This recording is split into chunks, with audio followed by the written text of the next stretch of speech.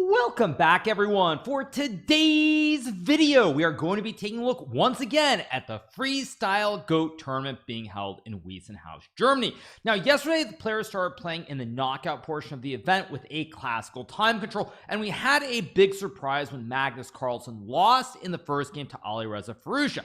But today is the second game and Magnus is back at it. If he wins this game, there will be tie breaks. If he does not win, say he draws or loses, he will be eliminated from the Freestyle GOAT challenge. So without further ado, let's jump right into the action.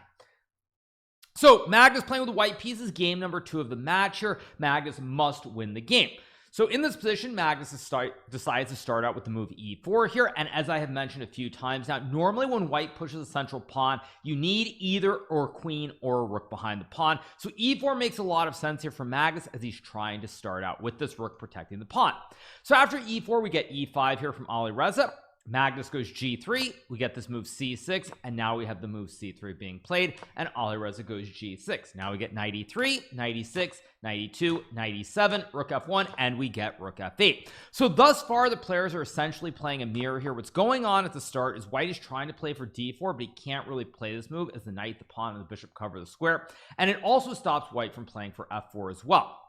So Magnus goes rook f1 here. Now rook f1 is a little bit of a committal move, and the reason it's committal is that now white can no longer castle the king to the king side. For example, in this position white can maybe move the pawn, move the bishop, and then castle the king here, if I can actually do it, to the king side. But when Magnus goes rook f1 here, he's basically committing to castling his king to the queen side and trying to push for f4 here to open up the f file. After rook to f1 we now get the move rook to f8 being played, and after rook f8 we have this move f4. Here Alireza decides to play this move f5, and while I don't hate this move, it probably is preferable to trade the pawns on f4 and play a move like f5 here. Now Alireza undoubtedly was concerned about e5 here, and he thought that, let's just say you play a6 and white gets d4, there's this big white center here, all these pawns are connected and white is doing very well. But the computer actually says that after f5 e5, if black goes g5 here trying to open up the center of the board, we get d4 to over support this pawn at e5, and after takes, you might think that white is better, but black has this nice move d6 here, opening up the center of the board. If white trades, black gets the queen in, castles the king on the next turn, say something like this for example, and black is completely fine. So this would have been a very good decision by Alireza to trade and go for f5, but instead he decides to play the move f5. And as you will also have noticed, the players are doing the classic mirror on the wall, who's going to blink first of all. Of course that's not the line, but anyway, you get the joke. So far players are mirroring each other with the moves, but pretty soon something is going to change. So Magnus takes on e5, Alireza takes on e4, and now we get this move rook takes f8, and the mirror has officially been broken at this point in the game. So the mirror has been broken here. After rook takes f8 we get knight takes f8, and now we have queen e4, queen takes e5 played, and now Magnus finds this nice move queen to b4, putting pressure on this diagonal towards D's knights, but also the pawn on b7 and creating the classic right triangle. After queen to b4 we get this move b6 from Alireza, and this is the first, what I would say, slight mistake. I wouldn't say it's a game ender or game changer, but it does make a difference. Computer wanted the very unusual looking move a5 here to attack the queen, because if white were to grab the pawn on b7, now there's rook b8, queen to a6, and black can actually take the pawn on b2 because there's no fork with knight c4 since the bishop covers the square, and black has the kebab on the second rank with the active rook. Now of course a5, very difficult move, not what I would expect a human to play, also because after a5 white can even play queen b6 check, and after say queen c7 here, I guess white can maybe go queen c5, although knight e6, and I guess black's actually completely fine, so it doesn't make a whole lot of sense, but a5 would have been a good move. Instead we get the move b6, and now after b6 Magnus plays d4, and Magnus has claimed a bit of a central spatial advantage. So after d4 Alireza goes queen a5. Now queen a5 is the best move here, but there's already a sign that something's gone wrong, because one of the things that I have learned from having played Magnus and Fischer Random specifically, obviously I've learned plenty playing him in regular chess too, but in Fischer Random specifically, one of the advantages I feel that players have over Magnus potentially is if you can keep the games interesting, a little bit different pawn structures, but avoiding endgames very specifically. So when Alireza goes queen a5, there's nothing wrong with this move, but after we get the trade here, Alireza's pawn structure is compromised. He has the double pawns on a7 and a5. White has this nice central pawn mass of 3 pawns, and just in general it's pretty miserable to play. And of course Magnus is the greatest endgame player of all time, and so he's already very much in his comfort zone. So after we get the trade of the queens, we have d5 being played here by Magnus. Another move that I really like quite a bit, because what Magnus is doing is he's opening up these nice scope diagonals for the two bishops here.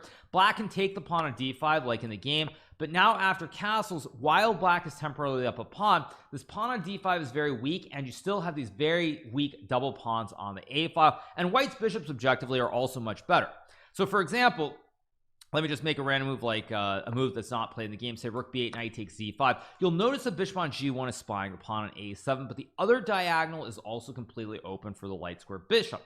Now the problem for black is, just to illustrate, this bishop is fine on g8, but the bishop on h8 is very passive. It's staring at a pawn chain of 2, and it doesn't really have any threats on the diagonal. So white's light square bishop is much better than the dark square bishop on h8. So after castles, we get rook c8 from Alireza. Magnus takes the pawn. We get knight c6 being played, and now bishop e3.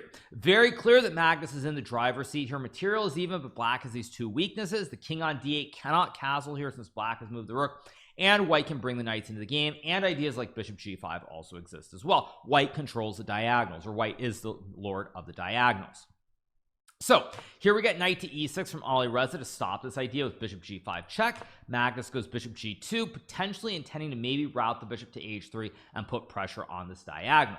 Alireza goes king e8, and now we get the move a3 here, a quiet move here, which I think Magnus played simply to avoid hanging a pawn on a2, but also to stop some threats like, say, knight b4, for example. White can't take because the pawn is pinned, and if you trade the knights here, suddenly black has all kinds of threats on the c file.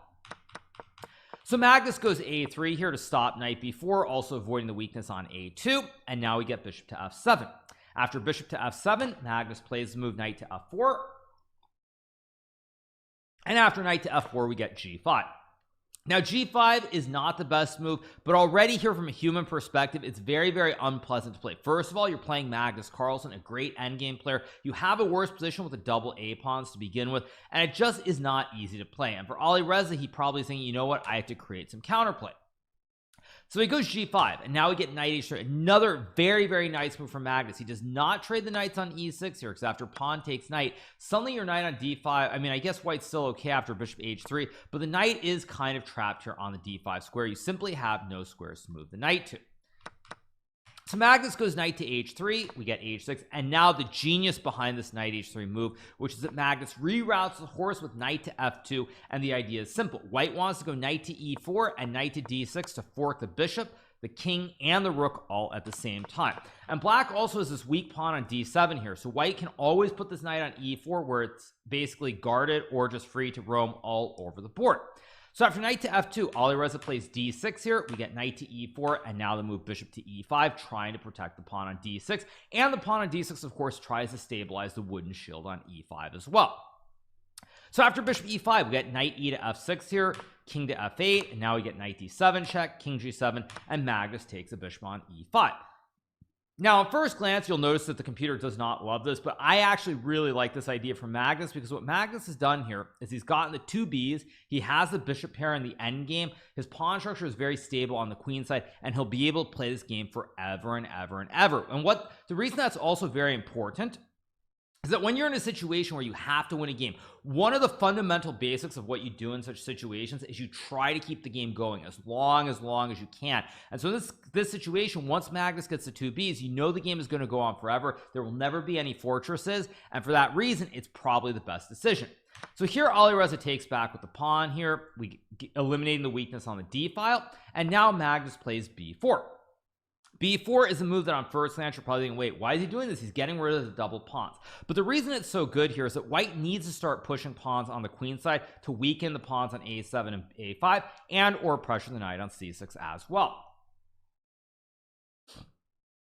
So after b4, we get a takes b4. Now we get a takes b4. Of course, he does not take with the c pawn, because then it's uh-oh spaghetti-o. Knight takes b4, checks the king, and creates the fossil at the same time. So we get a takes b4, and now Alireza goes g4 here, and this is a move the computer doesn't like. It wants bishop h5, but already here I would say most of the moves the computer recommends are not particularly human. So we get g4, Magnus goes king b2, logical move, sidestep any threats on the c file. Now we get rook to b8, and here Magnus finds a great move, knight to c7. Now this move is really, really good, because what Magnus is doing is he's reaching an endgame where he's gonna have the two Bs on all these different diagonals because some knights are coming off the board, and with all these weaknesses on a7 and h6, also g4 and e5 being weak, this position is very difficult for a human to defend.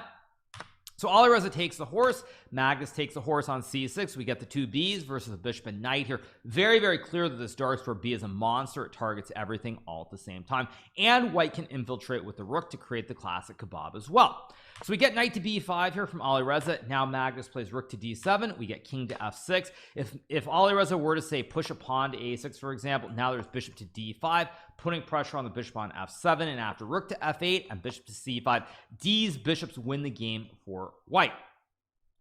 So we get the move king to f6, and now bishop takes a7 played by Magnus. We get the trade, and the computer still thinks that maybe black has chance to save the game, but with white having two connected pass pawns on the queen side, combined additionally with the time situation where Alireza has 3 minutes and 28 seconds for I believe 7 moves with no increment, it just becomes too much to ask. So we get bishop to g6 here. Computer wanted bishop to c4 to stop b5 here, but Alireza figures I can't really stop the pawns, and the only way that I can perhaps save the game is if I start pushing p with the e pawn. So bishop g6 makes a lot of sense to support the pawn thrust. Unfortunately, Magnus plays rook to a6, and if you were to go e4, there's bishop takes e4, winning the game. So we get king to g5, sidestepping the threats. Now we get rook to a8 being played. Another brilliant move from Magnus here, because if he were to play b5 right away, now black has bishop to d3, and after rook to a5, e4, e3, black maybe has some chance. I guess b6 here is winning anyway, but nonetheless, something like king to f6 followed by e4, e3, and the game goes on. White probably will win this position anyway, but it's not over on the spot. But Magnus goes rook to a8 here, and now Alireza has to play rook b6. He cannot trade the rooks on a8, because now after say bishop d3, white goes bishop d, actually not bishop d5, probably just king c1. Let's just say bishop c4, king e2, and white will eventually win this game, because what white's going to do, he's going to bring the bishop back, try to trade the b's. Black can't trade because it's a 4 versus 3, and after say bishop e6 and c4, white is easily winning here. You'll notice that in this endgame, all of white's pawns are on the opposite color of the bishop. It cannot touch any of the pawns. Black also has this weakness on g4, which can be targeted, and when you combine that with the two connected pass pawns, it's all over but the crime. So we get rook b6. Now Magnus plays b5. We have the move bishop to d3 being played, and rook to a5. After rook to a5, Alireza goes e4, desperately trying to push this e-pawn further, but now Magnus plays king to b3, understanding that he needs to start pushing his own p with these pawns. The fact that the black king can't get in here to escort the e-pawn down the board, it means that this e-pawn is not super dangerous. So we get e3, c4, and now we get king to f5. If Alireza were to play e2, white goes rook to a1, stopping the promotion, and after say rook to b8, for example, white can simply go king c3 here. And if you play a move like rook to f8, there are many ways for white to win. White can even sack the rook on a1 with king takes d3, but I personally would just go rook to e1, and after rook to f1, king d. Actually, this doesn't work, so I guess what black can drop the rook back. So probably the simplest way to win is in this position after rook to f8 is probably to actually just take the bishop, sack the rook, and then go b6 b7 with bishop b5, and white should win the game. So after c4, we get king to f5 here. Magnus plays rook to a8, and now Alireza Firouzja resigns the game here, because effectively his rook is in jail. The rook can't move anywhere here. The pawn and the bishop dominate it, and if you go e2, which is the obvious move, there's rook to e8. Black will play rook to b8, sacking the rook. White will not take the rook, of course, because then black gets a queen and wins the game. But after rook to e3 here, the rook stops the pawn from promoting, also stops black from going rook e8, and to add insult to injury, the king is also in the way of the f file. So the idea black had before with rook f8 and rook f1 doesn't exist, because the king's in the way. There's no rook f1 here with the king blocking the rook. So for that reason, Magnus Carlsen wins the game, and Alireza Firouzja resigns here after rook to a8, which means that we will go to tie breaks. So Magnus Carlsen gets the big win on demand in the second game to tie the match at 1-1, and the players are going to the tiebreaker. Now the tiebreaker means the players play 15 minutes with 10-second increment for move number 1. It's a 2-game match, 1 game with white, 1 game with black. If it's tied, they start playing blitz games. So first rapid game of the match, Alireza has the white pieces here, and he starts off with this move c4. Now, in this position, you'll notice that white does not have a queen or a rook on these two central files, and effectively that means you should not push d4 or e4. So Alireza goes c4, Magnus plays the move knight to f6, guarding the pawn on h7, and now we get this aggressive move b4. Now, what Alireza is trying to do is he wants to fundamentally use the two b's on these long diagonals potentially, and the queen on b1 can also spy the pawn on h7. So white creates a classic 3 diagonal threat. After b4, Magnus decides to play this move c5. Now the computer is not necessarily a big fan of this move because after b takes c5, it wants this move queen c7. But Magnus instead decides to get greedy. He plays this move queen takes h2, trying to attack this knight on h1 and the pawn on g2 at the same time. Now the computer thinks it's a fairly serious error, but Alireza plays the move knight to f3, which is not the best decision. What Alireza should have played here was the move knight to g3, and the reason this move would have been better is the queen cannot retreat. So now after queen takes g2 and knight to f3, black is in serious danger of getting his queen trapped very early in the game. Now the computer thinks black can still play the position after bishop g7, rook g1, and queen h3, but after say e4 and d4 here, white is getting this massive pawn center here, and it's very, very hard to play. Alas, we don't get this. Unfortunately, Alireza plays knight to f3, which gives Magnus a chance to retreat the queen, and now we have even material, but white has the double pawns on c5 and c4. Here Alireza plays d4 to protect the pawn on c5, and now we get this move b6 from Magnus. Here we get e4 from Alireza, a very aggressive move and a move that I like. Now if you think about the previous game, I mentioned that one of the advantages I think some of the players might have over Magnus is if you get these unfamiliar positions, unfamiliar pawn structures, Magnus's intuition and abilities might not be quite the same level as in regular chess. So I really like this decision as opposed to say taking on b6, for example, where after takes, let's say white castles and black castles, white is in the game, but this is starting to look more and more like normal chess, and in normal chess, Magnus Carlsen should be able to figure out where the pieces belong a little bit better than his opponents on average. So I really like e4 from Alireza here, building the big white center in the middle of the board. We get takes, e5, and now Magnus plays this move rook to b8. If Magnus were to play knight g4 here, this loses because of queen e4, which hits both the knight and the rook at the same time, and black will have to yield some material. So we get rook to b8, targeting the queen first. Now we have the move queen to d3 being played here by Alireza. We get knight g4, and now queen e4 would not attack the rook in the corner pocket since the rook has moved to the b8 square. So now we get castles here from Alireza, and Alireza is down a pawn in this position, but Magnus is 1, 2, 3, 4, 5, 6 pieces underdeveloped. White is castled the king and should have quick development, and you have this knight on g4 that's a little bit offside. So I think that this position in general should give Alireza great chances. Now here Magnus shockingly decides to take the pawn on d4, and I think this was simply a mistake based on an oversight that Magnus did not see on the next turn. Computer actually wants knight g6 being played here, followed by castles, and black should be fine. If black were to castle right away, by the way, this is really bad because now there's knight g5 threatening the mate on h7 and also hitting the knight on g4 at the same time. So if black plays f5, you can simply take the horse. If black recaptures, queen h7 is checkmate, and it's GG, why not? So Magnus decides instead to take on d4. We get queen d4, and now he plays this move f5, which is also not a good move, but at this point is very, very difficult to play. Now what I think happened is I think Magnus originally thought he could play this move d6 here, but d6 is actually losing because there's bishop to a4 checking the king. As you guys should know from the basic rules of chess, if your king is in check, you cannot castle. It is illegal. As you hear the int sound, it's illegal move. You cannot castle the king, so you have to block with a bishop. But after takes, queen takes, white can take the horse. You can't recapture due to the pin, so you take the bishop. And now after bishop to f4, white is actually close to winning, as white will win this rook on b8 and can even then take the pawn on g7, and it's simply hopeless. So Magnus decides after a bit of a think to play this move f5, and this is a move that I really don't like. I think knight h6 is probably simpler, but after knight g3 and castles, while you're in the game, optically speaking, it looks absolutely horrible. You've got all these pieces, 1, 2, 3, 4, even the knight on h8 on their original home squares. I guess the rook on b8 moved, but nonetheless, it doesn't feel intuitively like it's a good position. So Magnus decides to play the move f5. Alireza plays en passant, and now we get knight takes pawn. Queen to h2 does not work, by the way, because then white can take the queen, and you've done the classic Botez gambit. So we get knight takes pawn, bishop to f4, and now we get this move queen to b7.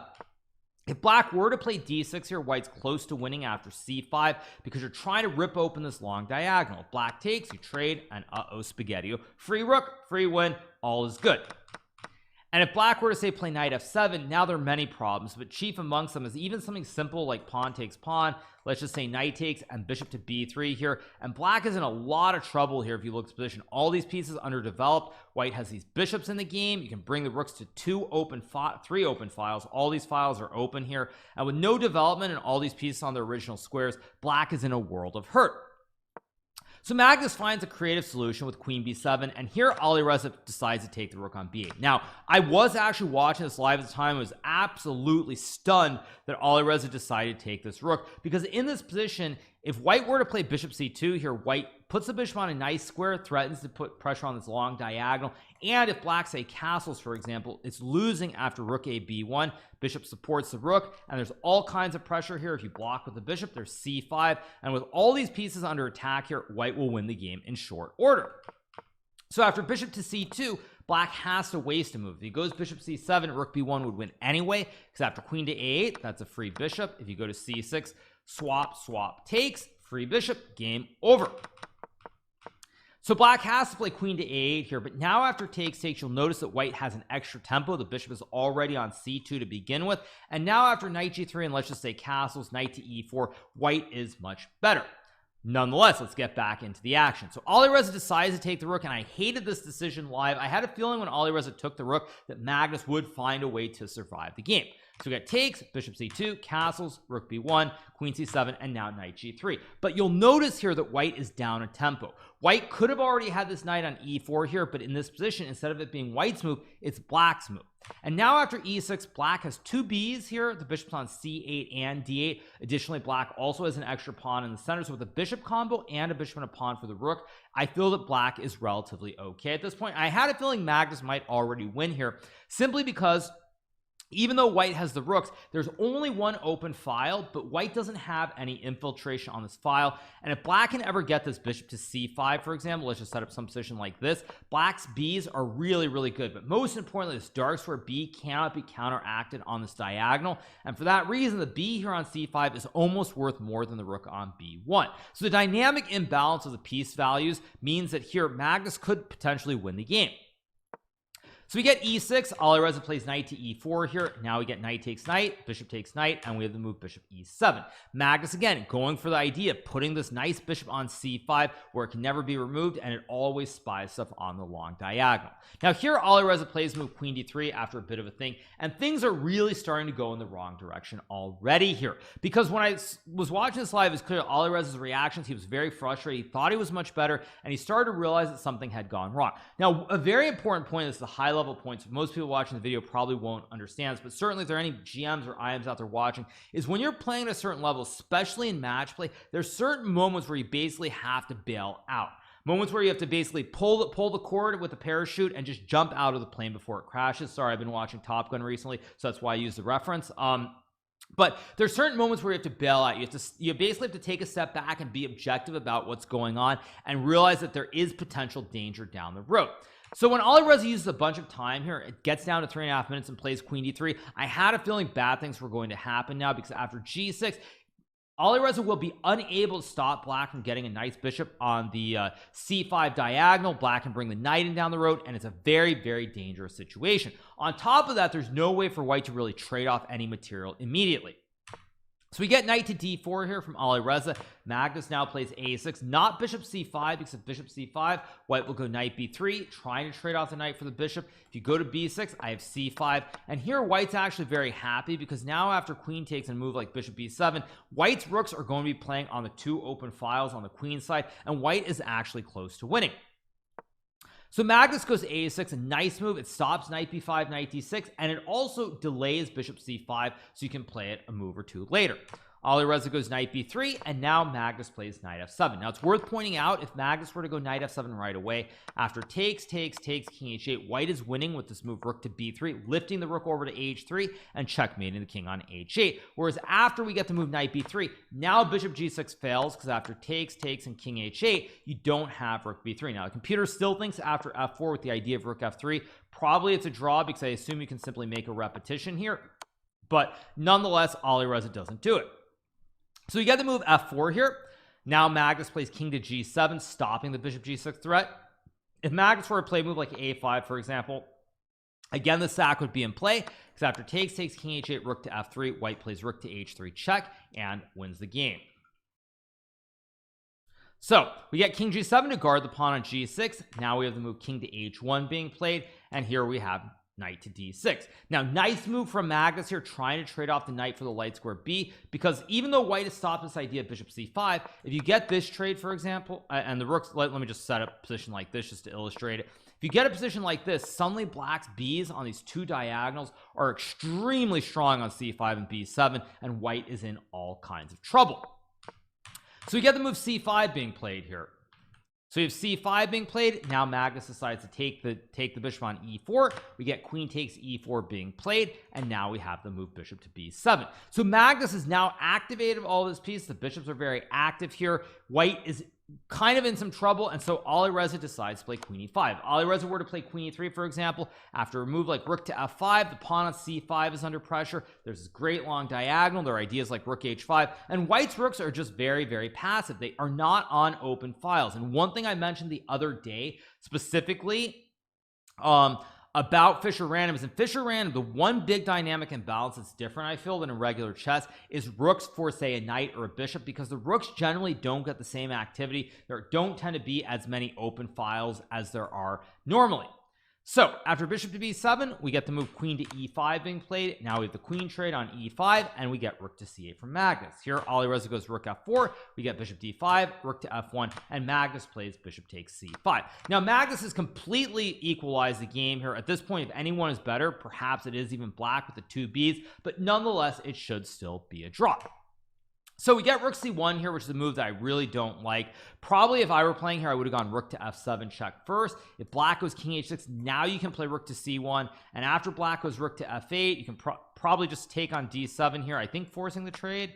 And white maybe is better here, perhaps. Actually, computer wants bishop e3, so maybe it's not that simple, but I don't love the move order. At any rate, we get this move rook to c1, and now we have bishop to e3 being played. Rook takes c8, bishop takes rook on f4, and Alireza plays rook d8. We got takes, and king h6. Now black here has two bishops and two pawns here in return for the rook here, rook and knight. Nonetheless, it should still be a draw. So we get the move rook to a7 here from Alireza. Now Magnus goes bishop c4, and in this position we have rook to b7 being played. Now I don't love rook to b7, as I've mentioned a few times already. There's certain moments in a game where you have to bail out and pull that ripcord, and I felt that knight c5 here was a much better move, because now if black plays, let's say, bishop d4 to pressure the knight here on this diagonal, after rook to c7, bishop takes a2 and knight takes a6. Sure, black has two bishops and two pawns for the rook here, but nonetheless it should be a pretty straightforward draw. Instead, we get rook to b7, and now Magnus plays bishop d5. We get rook to b4 here, and Magnus goes bishop c3. Alireza plays rook a4, and here Magnus decides to be a hero by playing this move e5. Now, this is a very double-edged move. As you'll see from the evaluation bar, computer actually likes white's position, but with time ticking down, both players now down around 1 minute, Magnus thinks with the two beats he's going to have a chance to push p in the center of the board and win the game. Magnus could have, of course, played something like takes and a5, for example, and after, say, rook c4, bishop b4 wouldn't be right. Although I guess this endgame probably is also simply a draw here with the two pawns versus one on the king side. Magnus does not want that. He decides to play the move e5 here. We get rook takes pawn, and now we have e4. And at this point, it starts to get very, very sharp, because black is trying to push the p with e3 and e2 and get a new queen. Additionally, Alireza cannot put the rook on the e file. The bishop covers this square. It also covers the a8 square. So the rook on a6 is not perfectly placed to try and stop the e pawn. So we get knight to c1. Now we have e3 being played, rook to d6, and this is a mistake here. Knight to e2 would have been a better move. In fact, I'm kind of surprised that Alireza didn't play it, but he was very low on time, very nervous, as we could see during the game, and he misses this opportunity. Probably Alireza thought after bishop d2, bishop c4 would be a big issue that he couldn't deal with, but after rook to a4, which stops bishop c4, black has to play something like bishop c6, then you go check. If black goes king g7, now after king g1, bishop b5, and king f1, if anybody is better here, it's probably white, because he has the outside a pawn to push, and the king guards the knight. But in this position, after king g1, maybe black has h5, which is okay as well. But nonetheless, actually, sorry, that's not what I was going to point out. Remember, after rook h4, I was going to point out that if black goes king g5 here, there's rook c4. Black cannot play bishop b5 because then there's rook c5, checking the king and winning the b on b5. And so that's why black can't do this. And if you get this position after bishop d7 and a4, while black is still fine here, if anybody has chance to win, I do think that it is white. Alireza instead plays the move rook to d6. We get bishop takes pawn here, and now Alireza takes the bishop on a2. Now this is a move that, again, not necessary, but he does it. And the reason I say not necessary, why it's wrong, is because as I saw during the live feed from the cameras, after e2 rook e6 queen takes, Alireza just assumed this was simply a draw. But as soon as I saw this position after knight c1 and king g5, I suddenly had flashbacks to a game that I played. Now, of course, I looked up the game so I can give you the exact date because I didn't remember the date. But when I saw this position, it reminded me of a game that I played in the 9th round of Title Tuesday on January 2nd of this year against none other than Minlay Tuan, also known as Wonderful Time, on chess.com, a streamer, makes some videos as well. And the reason I bring that up is because I'm now going to flip to another game. Now, this was from the Title Tuesday on January 2nd of this year. I had the black piece against Minlay. Now, with the position, we don't need to get super deep into the weeds. I'm just going to go through moves very quickly. But eventually, we got to this endgame where basically it became this position with a bishop and 2 pawns versus a king, knight, and a pawn. Now, this is the identical endgame that we have in this game between Magnus and Alireza here. And this is why another reason that when we talk about online chess versus over the board, online can make such a difference, especially as it relates to junior players, is because when you can play so many games online and get this practical experience from events like Title Tuesday, Arena Kings, or even just casual blitz, for the young kids, they internalize these things, and the more of these patterns, the more of these games you have, eventually is really going to pay dividends in over the board chess. So when I saw this position, I was remembering that Minlay game that I played, which I did win, by the way, with the bishop and 2 pawns versus the knight and 1. And I was thinking, wait, Alireza thinks it's an easy draw, but it's actually not going to be that easy. And when you're playing against Magnus of all people, he's going to continue to squeeze forever. So we get the move knight to d3.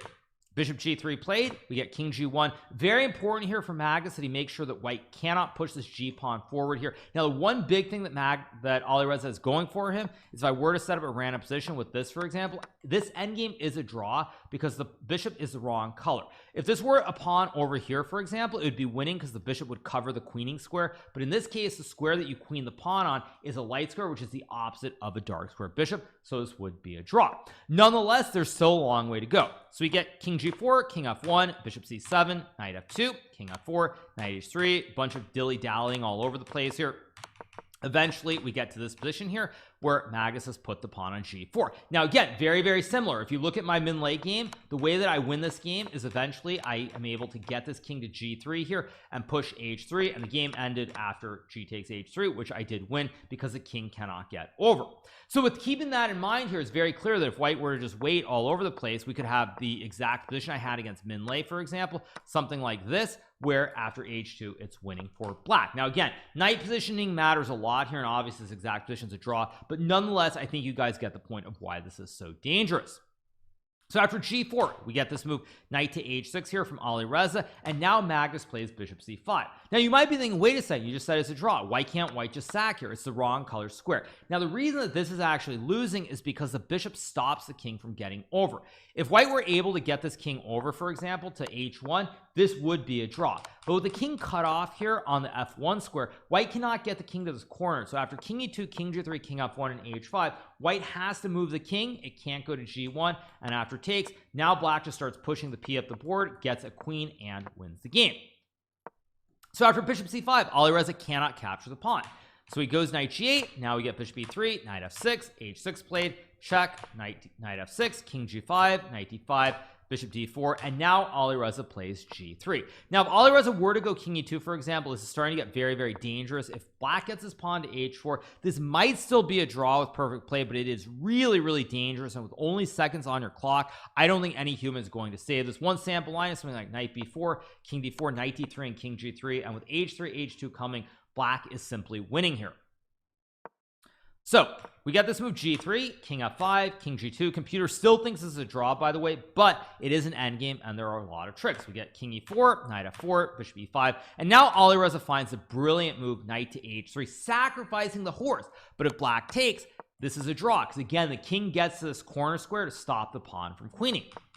So now we get king e3, knight f2, h5, knight h3 back. We get bishop d6.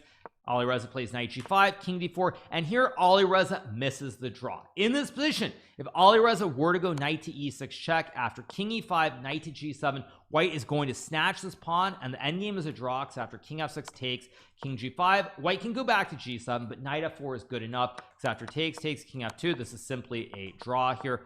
King f3, king f1, g2, king g1, king g3, stalemate, game ends in a draw.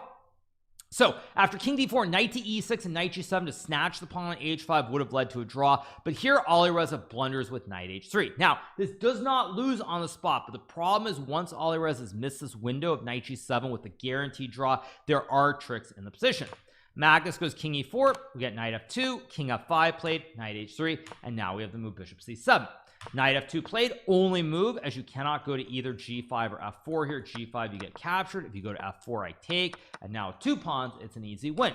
Additionally here, if you go king h2, now there's h4 here, and due to the pin, black is winning once again. So we get knight to f2.